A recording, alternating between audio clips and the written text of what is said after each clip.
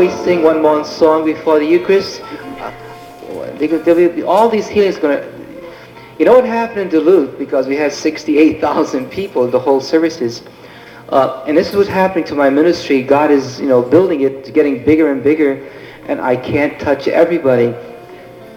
But what generally happens to a ministry such as this is that it's developing that you're going to be healed just as you're walking out. Don't walk out yet. But that's how it happens. In Duluth, people were getting healed as they were walking out of the auditorium. Within the next 27, 36 hours, you're going to feel the power of having been here to your bodies, to your minds, and to everything. We had a little boy in Duluth. He was walking out, broken finger. He said, "Mommy, look, I can move my finger." You know what happened up in Duluth? I still don't have... I wish Mary were here to tell us. She tells us so well, Mrs. Denson.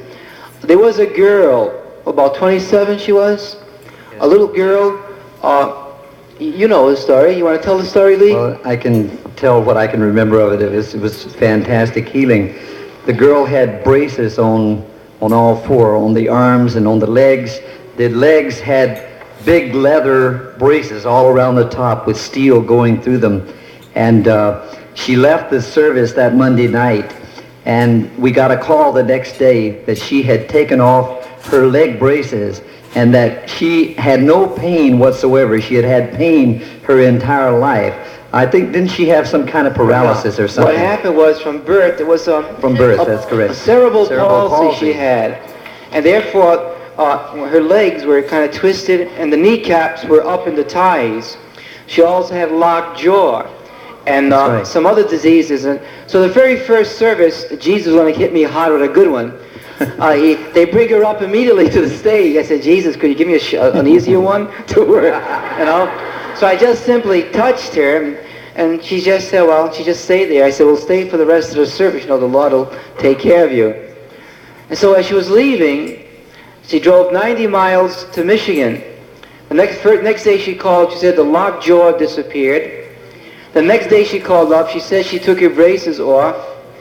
And on the third day, she didn't have to use the crutches anymore.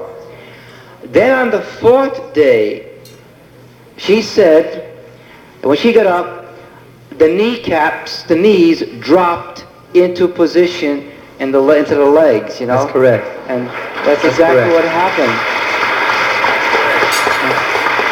Yeah. And then there was another lovely woman like you. She looked just like you. And she had her kneecap removed by surgery about 5 or 6 years ago. She had been in a very bad automobile accident.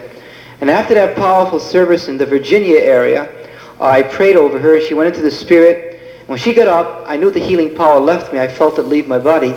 And when she got up, she said, "I don't believe it. I don't believe it." She started crying. She started jumping. She could run around. She was crying so copiously. She was healed. I said, "What was wrong?" She said, "They took my kneecap out and I can't kneel. I can't move. I don't have a kneecap." So I said, "May I touch your knee?" And she had nice legs. And I touched her knee. And she had a kneecap. A kneecap came immediately, just like that. God gave her a new kneecap. It's just like that, instantaneously. Father, you said at that time, I watched you as you were praying over her, she says, "I don't have a kneecap," and you says, "Well, you have one now." You got one now.